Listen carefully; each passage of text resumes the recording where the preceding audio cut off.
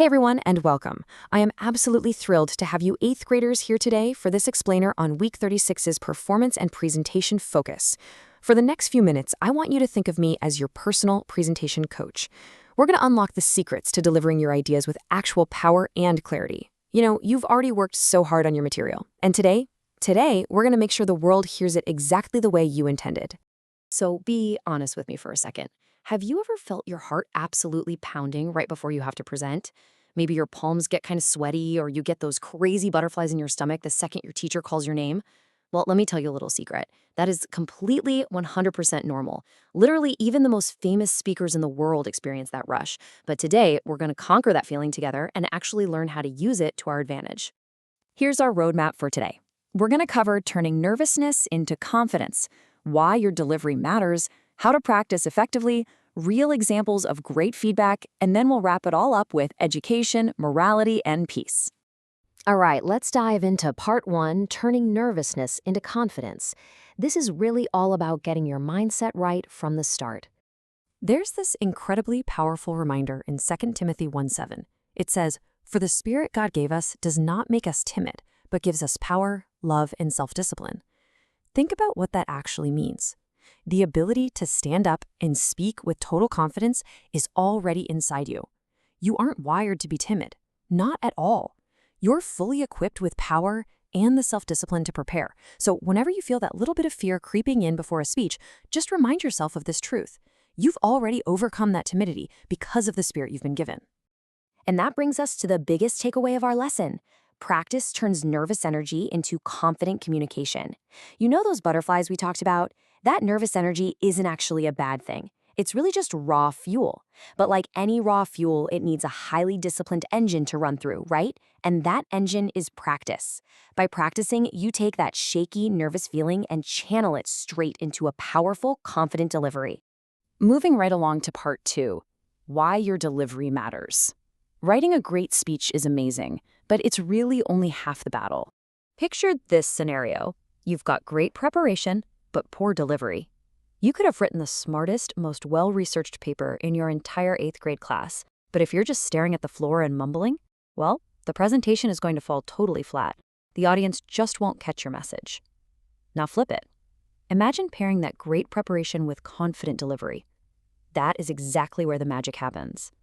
Confident delivery is literally the bridge that carries your brilliant ideas straight into the minds of your audience. Because here's the thing, practicing your delivery is the only way to truly refine your overall message. When you practice out loud, you catch things you normally completely miss.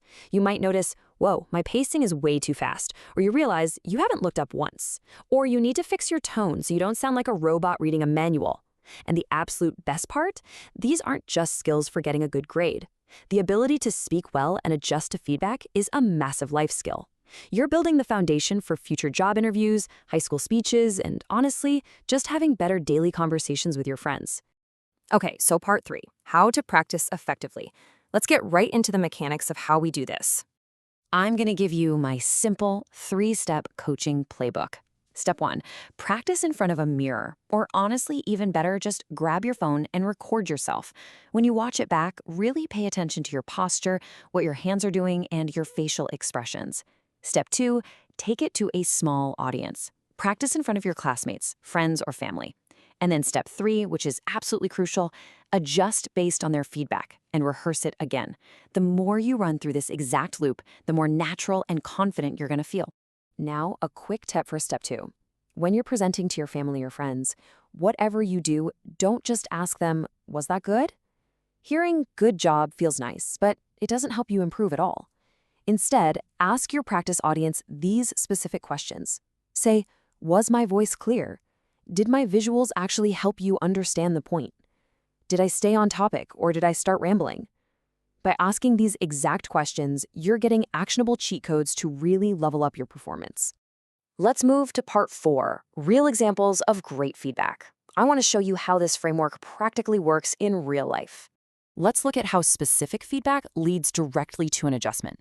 Say a classmate tells you that you're reading way too much from your notes.